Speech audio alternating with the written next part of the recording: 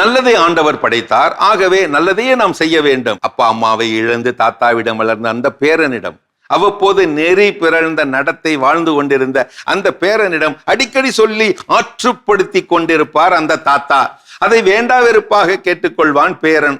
ஒரு நாள் தாத்தாவிடம் சீறி விட்டான். என்ன தாத்தா, நீங்க எப்ப பார்த்தாலும் சும்மா அதையே திரும்ப திரும்ப சொல்றீங்க. அனைத்தையும் படைத்தவர் ஆண்டவர் தானே, அப்படித்தானே நீங்க திரும்ப சொல்லி தருவீங்க. நல்லதை படைத்த ஆண்டவன் தானே கெட்டதையும் படைத்துள்ளார். அதனால் நல்லதை ஏற்பதை போல கெட்டதையும் ஏற்றுக்கொண்டால் தான் என்னவாம், அதை அவரவரது விருப்பத்திற்கு விட்டுவிடலாமே. இப்படி சொன்ன பேரனை பார்த்து தாத்தா சிரித்து கொண்டே, சரிப்பா அவரது விருப்பம்தான், விட்டு விடுவோம் என்று சொல்லிவிட்டு போய்விட்டார். அப்போது இரவு உணவு வேளை வந்தது. சாப்பிட அமர்ந்தான் அந்த வெடலை பேரன். ஆவியாய் பிறந்த வயிற்று பசியோடு சாப்பிட அமர அவனது உணவை கொண்டு வந்து வைத்தார் தாத்தா. தனது உணவை பார்த்தவனுக்கு படு அதிர்ச்சியாகி போய்விட்டது. அங்கே ஒரு கிண்ணத்தில் பாலும் மறு கிண்ணத்தில் மாட்டுச்சாணமும் வைக்கப்பட்டிருந்தது. பசியோடு பார்த்த பேரன் விழித்தான். காண்டாகி போய் கத்திவிட்டான். என்ன தாத்தா இது, பசிக்கு பாலும் மாட்டுச்சாணமுமா? உங்களுக்கு என்ன பைத்தியமா? இது எப்படி சாப்பிடுறது? நல்லதை படைத்த ஆண்டவர் தானே கெட்டதையும் படைத்துள்ளார். அதனால் நல்லதை ஏற்பது போல கெட்டதையும் ஏற்றால்தான் என்னவாம் என்று கேட்டிருந்த அதே பேரிடம் இப்போது புன்முறுவலுடன் இப்போது சொன்னார் தாத்தா, பால் சாணம் இரண்டுமே பசு மாட்டிடம் இருந்து தானே வருகிறது. பாலை ஏற்றுக்கொள்ளும் போது சாணியை ஏற்றுக்கொண்டால் என்னவாம்? பேரன் விழித்தான். தாத்தா தொடர்ந்தார், நாம் ஆரோக்கியமாய் வாழ பால் போன்ற நல்லவையை அப்படியே ஏற்கலாம்.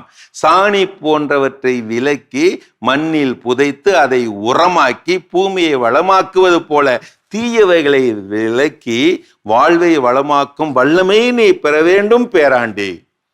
புரிந்தபடி தலையாட்டிய பேரனுக்கு பாலுக்கு தோதான ரொட்டி தரப்பட்டது, தேனும் தரப்பட்டது. இறைவனின் படைப்புதான் கத்தி. பழத்தை நறுக்கவா பழி தீர்க்கவா?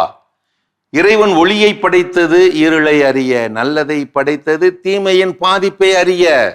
இருள் என்று ஒன்று இருந்தால் தானே ஒளியின் மதிப்பு தெரியும். கசப்பு என்று ஒன்று இருந்தால் தான் இனிப்பின் சுவை புரியும். தீமை படைக்கப்பட்டதே அதை ஒருவன் கடந்து செல்ல வேண்டும் என்பதற்காகத்தானே, தீமையில் வீழ்ந்து போவதற்காக அல்லவே. தடையை தாண்டி நல்லதை செய்யும் போதுதான் மனித ஆன்மா மேன்மை அடைகிறது. படைத்த கடவுளும் மேன்மை அடைகிறார். நல்லதை விதைத்தவர் நல்லதை அறுப்பார் என்பது ஆண்டவன் கட்டளை. தீயதை விதைத்தவர் தீயதை அறுப்பார் என்பதும் ஆண்டவன் கட்டளைதான். ஆனால் நல்லதை செய்யும் போதுதானே ஒருவனால் அமைதியையும் ஆனந்தத்தையும் நிம்மதியும் அடைய முடிகிறது. எதையும் நீ எவரிடமிருந்து பெற்றுக்கொள்ள முடியுமானால் மன நிம்மதியை, இந்த மன நிம்மதியை உன்னிடந்து மட்டுமே நீ பெற்றுக்கொள்ள முடியும். அப்படித்தானே? மறவாதே நட்பே, கெட்டவருக்கு கூட நன்மை செய், அது தப்பு இல்லை. ஆனால் நல்லவனுக்கு கெடுதல் செய்து விடாதே. செய்துவிட்டால் நீ நிம்மதியை இழக்கப் போவது உறுதி.